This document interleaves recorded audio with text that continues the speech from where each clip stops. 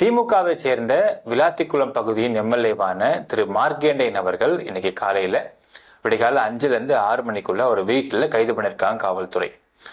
ஏன் கைது பண்ணியிருக்காங்க, என்ன காரணம், இப்போ இவர் நீதிமன்றத்தில் ஆஜர்படுத்துவாங்க. அப்போ திமுகவை சேர்ந்த அட்வொகேட் விங்கு என்ன மாதிரி டிஃபென்ஸ் எடுத்து வைக்க வாய்ப்பு இருக்குன்னு டீட்டெயிலாக பார்க்க போகிறோம் இந்த பதிவில்.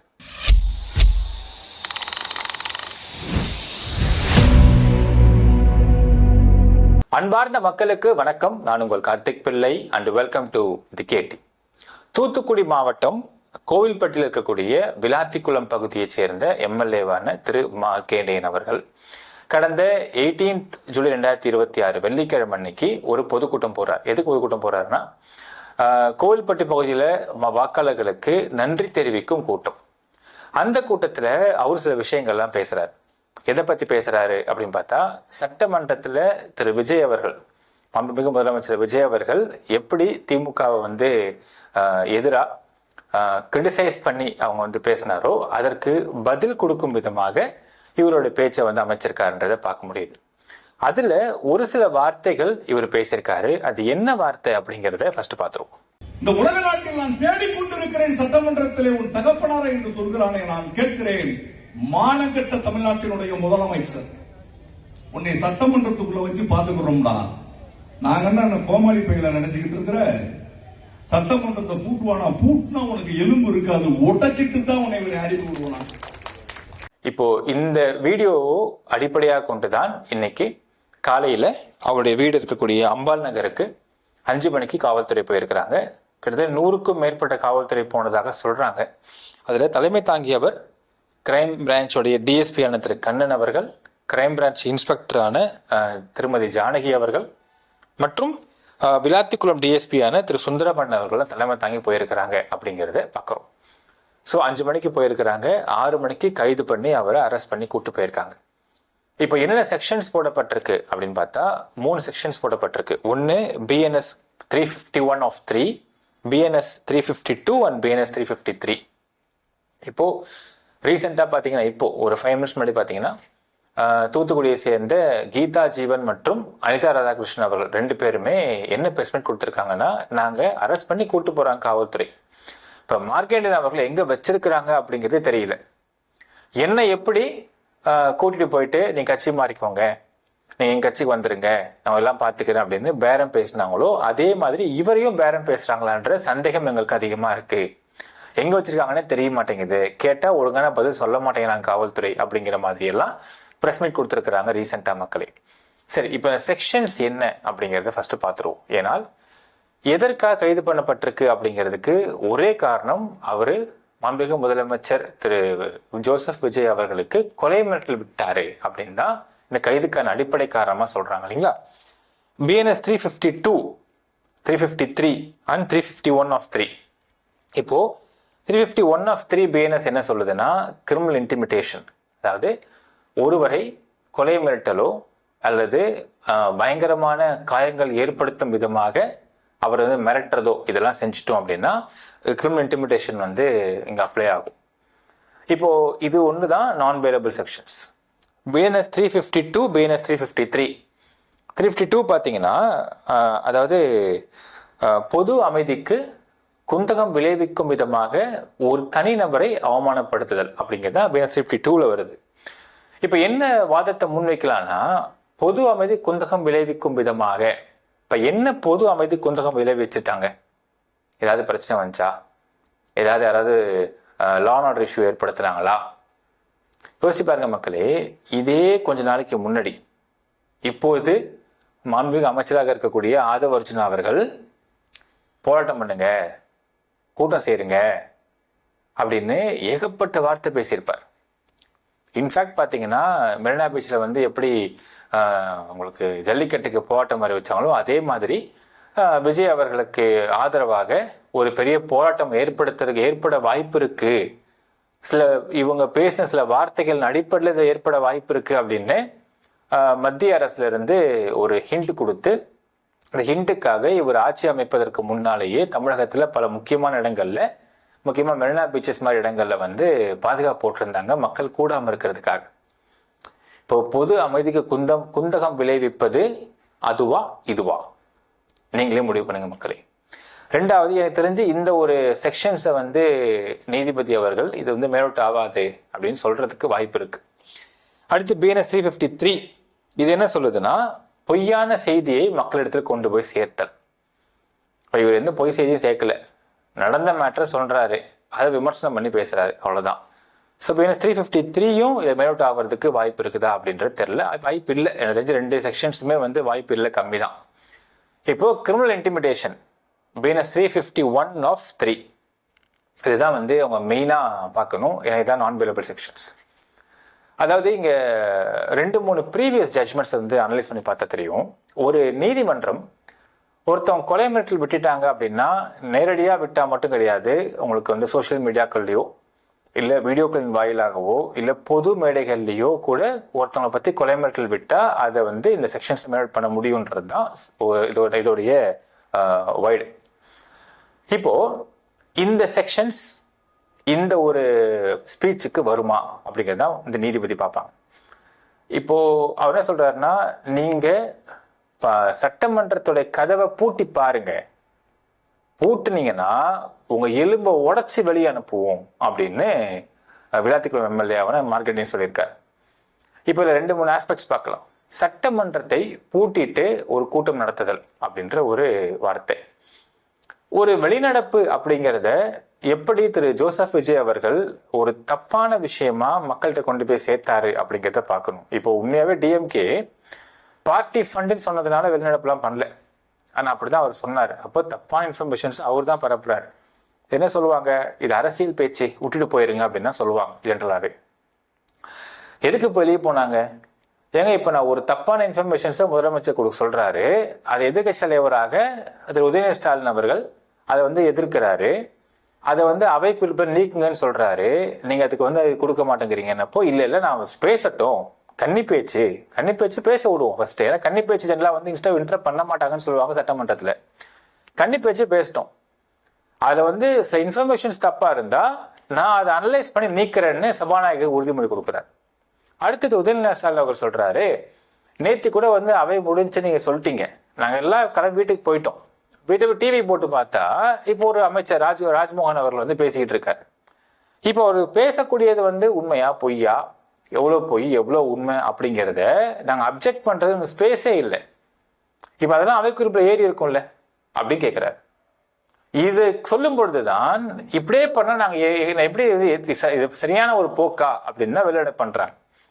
வெளிநடப்பு அப்படிங்கிறது ஜனநாயகத்துல, ஒரு சட்டமன்றத்துல ஜனநாயகத்துல ஒரு ஜனநாயக ரீதியான எதிர்ப்பை காட்டும் செயல் தானே தவிர எப்படி நீங்க கதவை பூட்டிக்கிட்டே நீங்க சட்டமன்றம் நடத்துவீங்க அப்படின்னு ஒரு கேள்வி இருக்கு. இப்போ திரு ஜோசப் விஜய் அவர்கள் கரூர் அந்த மாதிரி பேசினது ஒரு அரசியல் ரீதியா ஒரு மிகைப்படுத்தப்பட்ட ஒரு பேச்சு அப்படின்ற ஆங்கிள் அவங்க டிஃபெண்ட் பண்றாங்கன்னு வச்சுக்கலாம். அப்போ இங்க விளாத்திக்குளம் MLA மார்க்கெண்டியன் அவர்கள் பேசினதும் ஒரு அரசியல் ரீதியா மிகைப்படுத்தப்பட்ட பேச்சா தானே இருக்க முடியும். நீங்க சட்டமன்றத்துல வந்து சட்டமன்றத்தை பூட்டி பாருங்க, நான் எலும்பை உடைச்சி வெளியே அனுப்புறோன்றார். ஒரு லாஜிக்கா யோசிக்கலாம். ஒரு சட்டமன்றம் அத்தனை பிரஸ் கூடி இருக்கக்கூடிய ஒரு இடம், இந்த இடத்துல சட்டமன்றத்தை பூட்டிட்டு நடத்தவும் முடியாது. அப்படி நடத்துறாருன்னே விஜய் வச்சுக்கலாம். வெளிநடப்பு பண்றான்னு வச்சுக்கோங்க திமுக. அப்படி DMK வெளிநடப்பு பண்ற சமயத்துல இவர் விடமாட்டேன்றாரு அப்படின்னா, சட்டமன்றத்தை பூட்டிருக்காரு அப்படின்னா சிம்பிளா போய் கதை திறந்து வெளியே போயிடலாமே. அப்படி அத்தனை பிரச்சனை உள்ள உட்கார்ந்து இருக்கும் பொழுது விளாத்திக்குளம் MLA மார்க்கெண்டியன் அவர்கள் நேரா வந்து விஜயோட கையை காலை உடைச்சிட்டு எலும்பு உடைச்சிட்டு இவரையும் கூட்டி வெளியே போவாரா? இதுக்கு சாத்தியக்கூறு இருக்கா? எங்க விஜய் வந்து சினிமால 10 பேர் ஒரே அடிக்கிறாருங்க, அவர் அடிக்க முடியுமாங்க? இவரு போயிட்டு அவர் எகிரி பஞ்ச் விட்டா என்ன பண்றதுங்க, ஜம்ப் கிக் விட்டா என்னங்க பண்றது? இப்படியும் பேசலாம்ல.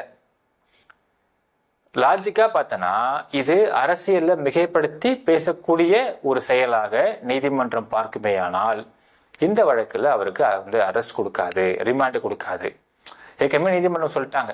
என்ன சொன்னாங்கன்னா, மேடையில பேசக்கூடிய விஷயத்துக்கெல்லாம் நீங்க அரெஸ்ட் பண்ணி கூட்டிட்டு வராதீங்க அப்படின்னு சொல்லிட்டாங்க. இதுக்கெல்லாம் அரெஸ்ட் தர முடியாதுன்னு சொல்லிட்டு அனிதா ராதாகிருஷ்ணாவுடைய வழக்கிலேயே நீதிமன்றம் ஒரு உத்தரவு போட்டாங்க, ஈவன் தோ அவருடைய AB ரிஜெக்ட் ஆயிருந்தாலும். அப்போ அதே விஷயம் இன்றைக்கு திரு மார்க்கெண்டியன் அவருடைய ஒரு கேஸ் நடக்குமா அப்படிங்கிறதை பொறுத்திருந்து பார்க்கணும்.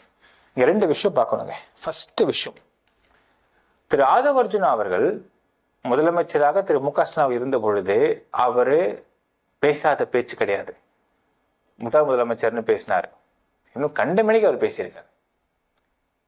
இப்போ இதையெல்லாம் அப்பொழுது இருந்த திமுக ஒரு பெருசா எடுத்துக்காம ஏதோ பேசிட்டு வர விட்டுருங்க, நீங்க அவளை கண்டுக்கணுன்றதுக்காக தான் அவங்க பேசுறாங்க, நீங்க ஏன் கண்டுக்கிறீங்க, கண்டுக்காம விட்டுருங்க அப்படின்றத திமுக கரெக்டாக ஃபாலோ பண்ணாங்க சமயத்தில். சென்னையில் இருக்கக்கூடிய நமக்கு விளாத்திக்குளம் எம்எல்ஏவான திரு மார்கேண்டியன் அவர்கள் யாரு, எப்படி இருப்பாரு, எப்படி பேசுவாரு, ஒண்ணுமே தெரியாது. ஆனால் இன்றைக்கு தாவேக அரசு பண்ணியிருக்கக்கூடிய இந்த செயலால இன்னைக்கு தமிழ்நாடு முழுக்க டாப் ஆஃப் த ஸ்டேட் யாருன்னு பார்த்தா அவர் தான். ஒரு சொல்லுவாங்க பாருங்க மக்களே, சில இடங்கள்ல அரசியல் சாதுரியம் என்னன்னா கண்டுக்காம விடுறது தான். அப்படி கண்டுக்காம விட்டீங்கன்னா அவங்க வளர மாட்டாங்க, அப்படியே கிடப்பாங்க. அப்படி கண்டுக்கிட்டு நீங்க ஒரு விஷயத்த பண்ணீங்கன்னா அது அவர்களின் வளர்ச்சியாகத்தான் நீங்க பார்க்கப்படும். திமுக இருக்கக்கூடிய விளாத்திக்குளம் எம்எல்ஏவான திரு மார்கேண்டியன் அவர்கள் எப்படி இருப்பாரு, என்ன பேசுவார்ன்றத சென்னையில் இருக்கக்கூடிய அவனுக்குமே பெருசா தெரிஞ்சிருக்கிறதுக்கு வாய்ப்பு இல்லை, அன்லெஸ் அன்டில் அவன் கட்சிக்காரங்க தவிர. இன்னைக்கு தமிழ்நாடு முழுக்க அவர் பேசின பேச்சு வைரல் ஆயிடுது. தமிழ்நாடு முழுக்க அவர் அரெஸ்ட் பண்ணது சரியா தப்பான்ற விவாதத்துக்கு உள்ளெடுக்கப்படுது. தமிழ்நாடு முழுக்க அவரை பத்தின அவரோட முகம் பரிச்சயமாச்சு. இதை செய்து கொடுத்திருக்கக்கூடிய பிஆரான தாவேகாவுடைய அரசுக்கு நிச்சயமா அவங்க பாடு தெரிவிப்பாங்க. ஏன்னா ஒரு யாருங்க இப்படி பிஆர் வேலை பார்ப்பாங்க, இப்போ ஒரு ஃப்ரீயா பிஆர் வேலை பார்த்து கொடுத்துருக்காங்க. ஸோ இந்த பிஆர் ஒர்க்குக்கு கண்டிப்பாக திரு மார்கேண்டியன் அவர்கள் தாவேகா அரசுக்கு நன்றி சொல்வார் அப்படின்னு நம்ம எதிர்பார்க்கலாம். 2வது விஷயம், இப்படி ஒரு மீட்டிங்ல இப்படி ஒரு விஷயத்தை அவர் பேசியிருக்காரு அப்படின்னா மாண்புமிகு முதலமைச்சர் திரு ஜோசப் விஜய் அவர்கள் உட்காந்து இந்த வீடியோவை பார்த்து என்ன இப்படி பேசிட்டாரா, விடக்கூடாது அவரை, நான் என்ன பண்றேன் பாரு அப்படின்னு அவரு இந்த அரெஸ்டுக்கு உட்படுத்த சொல்றாரா, இல்ல கூட இருக்க யாராவது ஒருத்தவங்க இதை உட்படுத்த சொல்றாங்களா அப்படிங்கிற அடிப்படையில சில தாவேக நண்பர்கள்ட்ட பேசி பார்த்தோம். இப்போ அவங்க சொல்ற விஷயம் என்னன்னா, சார் அனிதா ராதாகிருஷ்ணன் அவர்களா இருக்கட்டும், இல்லை இன்னைக்கு நடந்த மார்கேண்டியன் இருக்கட்டும், விஜய் அவர்கள் பெருசா இதெல்லாம் கண்டுக்கிற மாதிரிலாம் தெரியல சார். ஆனா திரு ஆதவ அர்ஜுனா அவர்கள் தான் எல்லாம் மெயினா பாக்குறாரு, விஜய் அவர்களை பத்தி அவர் எப்படி பேசலாம், நான் என்ன பண்றேன் பாருன்னு பாக்குறாரு அப்படின்னு ஒரு தகவல்லாம் சொல்றாங்க. இப்ப நாம கேட்டோம், சரி இது அதனால மட்டும் பார்க்கப்படுற விஷயமா, இல்ல அது ஆதவ அர்ஜுனா அவர்கள் திமுக இருந்த சமயத்திலேயே ஃபர்ஸ்ட் கூட வேலை பார்த்தாங்க. இந்த 2021 எலெக்ஷன் சமயத்துல பாத்தீங்கன்னா ஸ்ட்ராட்டஜி டீம்ல வேலை பார்த்தாரு. அதற்கு பிறகு தன்னுடைய மாமனார் மாமியாருடைய ஒரு சப்போர்ட்ல பணம் அதிகமா இருக்கு, எனக்கு ஒரு சீட்டு கொடுங்க, ஒரு எம்பி சீட் தாங்க அப்படின்னு கேட்டதாகவும், இப்போ திமுக தரப்பு நீ ஸ்ட்ராட்டஜியில ஒர்க் பண்றீங்கன்னா ஒர்க் பண்ணுங்க, அதுக்கப்புறம் அதை மீறி ஒரு கட்சியில வேலை பார்த்து இத்தனை வருஷம் கட்சிக்காக உழைச்சவனை மீறி உங்களுக்கு நாங்கள் எம்பி சீட்டை கொடுத்தோம் அப்படின்னா நான் என்ன கட்சிக்காரங்கிட்ட நான் பதில் சொல்ல முடியும் அப்படிங்கிற அடிப்படையில் சொன்னதாகவும், என்ன தகுதி இருக்கு உங்களுக்கு, என்ன கட்சியில நீங்க என்ன மாதிரியான ஒரு செயல்பாடு ஈடுபட்டு இருக்கிறீங்க உங்களுக்கு எம்பிசி கொடுக்கறதுக்கு அப்படின்னு கேட்டதாகவும், அதற்கு பிறகுதான் அவர் வெளியே உங்களுக்கு இவங்க கூட விசி கூட சேர்ந்ததாகவும் ஒரு தகவல்லாம் வெளியாகுதே, அதனால ஒருவேளை பழிவாங்கும் நடவடிக்கையா இதை பண்றாரா அப்படின்னு கேட்கும் பொழுது வாய்ப்பு அதிகமா இருக்கு சார் அப்படிங்கிறாங்க. ஸோ இந்த மாதிரியான அரெஸ்டுகள், இந்நாள் எம்எல்ஏக்கள், முன்னாள் அமைச்சர்கள், இவங்கெல்லாம் அரெஸ்ட் பண்றது, பேசுறதுக்காகவே அரெஸ்ட் பண்றது அப்படிங்கிறதெல்லாம் திரு ஜோசப் விஜய் அவர்கள் பார்ப்பதாக தெரியவில்லை அப்படின்னும், இன்றைய அமைச்சராக இருக்கக்கூடிய ஆதவ அர்ஜுனா அவர்கள் தான் இதெல்லாம் பார்த்துக்கிட்டு இருக்காரு, செய்யறாரு அப்படின்னும் ஒரு டாக்குமே தாவேகாக்குள்ளேயே போயிட்டு இருக்குன்றதே நான் இங்க பதிவு பண்ண விரும்புறேன். இது எல்லாமே யாருக்கு கெட்ட பேரு அப்படின்னு பார்த்தா நோ ஒன் தென் விஜய் அவர்கள் தான். ஸோ தாவேகால எது நடந்தாலும் ஹூ இஸ் ரெஸ்பான்சிபிள், அக்கௌண்டபிலிட்டி யாருக்குன்னா திரு விஜய் அவர்களுக்கு தான். இங்க தனிப்பட்ட ஒரு நபருடைய என்ன நான் இருந்தப்ப நீங்க தரல, இப்ப நான் அமைச்சர் ஆயிட்டம் பார்த்தா என்னென்ன பண்றேன் பாருங்க அப்படின்னு ஆதவ அர்ஜுனா அவர்களை செய்யறாருன்னே வச்சுக்கலாமே உதாரணத்துக்கு. அப்ப இது எல்லாருக்கும் யார் அக்கௌண்டபிலிட்டி அப்படின்னா திரு விஜய் அவர்கள் தான். இந்த மாதிரி விஷயத்தின் மூலியமாக ஒரு அரசியல் சாதுரியமான யோசனை இருக்கவங்க இதெல்லாம் செய்யவே மாட்டாங்க சார். செஞ்சு அவங்கள வளர்த்துக்கிட்டே இருக்கக்கூடாது. எப்பவுமே ஒரு விஷயம் தோணும் மக்களே, ஒரு ஆட்சியில் நம்ம இருக்கிறோம் அப்படின்னா, ஆட்சியில இருந்தாலும் ஆட்சியில இல்லாம போனாலும் ஹெட்லைன்ஸ் நம்மளா மட்டுமே இருக்கணும் அப்படிங்கிறதுல திமுகவுக்கு சொல்லிக் கொடுக்க வேண்டாம். அதை எந்த அளவுக்கு உடைக்கணும் அப்படின்னு பார்க்கறது தான் ஆளுங்கட்சி தாவேக்காவுக்கு சாதுரியம் வேண்டும். இதை அவங்க உடைக்கிற மாதிரிலாம் தெரியல. இன்னைக்கு யார் ஹெட்லைன்ஸு? திமுகவுடைய எம்எல்ஏ. நாளைக்கும் ஹெட்லைன்ஸாக வராங்கன்னு வச்சுக்கோங்களேன். ஒரு ஆட்சியில் இருக்கக்கூடிய திரு விஜய் அவர் ஹெட்லைன்ஸாக வராமல் ஆட்சியில் இல்லாத திமுக எம்எல்ஏ ஹெட்லைன்ஸாக வர வைக்கிறதுக்கு யார் வேலை பார்க்குறா அப்படின்னு தாவேக்காவே அதுக்கு சப்போர்ட்டாக இருக்கிறாங்க. அப்படின்னால் அரசியல் நாலேஜ் அப்படிங்கிறது அவங்களுக்கு எந்த அளவுக்கு இருக்குது அப்படிங்கிறத தாவேக்காரங்களே பார்த்து தெரிஞ்சுக்கோங்க. இந்த ஒரு அரெஸ்ட் அப்படிங்கிறதும் அனிதா ராதாகிருஷ்ணனோட அரெஸ்ட் அப்படிங்கிறதும் தாவேக்காவுக்கு ஒரு மிகப்பெரிய செட்பேக் தான். நீதிமன்றம் உற்று நோக்குகிறது. நீதிமன்றம் ஒரு பாயிண்ட்டுக்கு மேலே என்னையா அவனுங்க ஆட்சி பண்ணிட்டுருக்குறாங்க, சும்மா இந்த அரெஸ்ட்லாம் கூப்பிட்டு வந்து மக்களுக்கு என்ன தேவைன்றதை பார்க்காம இதெல்லாம் வேலை பாட்ட உட்காந்துருப்பாங்களா இவங்க அப்படின்றதை என்றைக்கும் யோசித்து விட்டது. இது மீண்டும் மீண்டும் யோசிச்சா கற்றறிந்தவர்கள் படித்தவர்களுடைய சபையில் தாவேக்காவுடைய ஓட்டு 0 அப்படிங்கிறது கொஞ்சம் கொஞ்சமாக மாறிக்கிட்டு இருக்கு அப்படிங்கிறதை பார்க்க முடிகின்றது. என்ன நினைக்கிறீங்கன்றதை கமெண்ட்ல மென்ஷன் பண்ணுங்க மக்களே. நன்றி, வணக்கம்.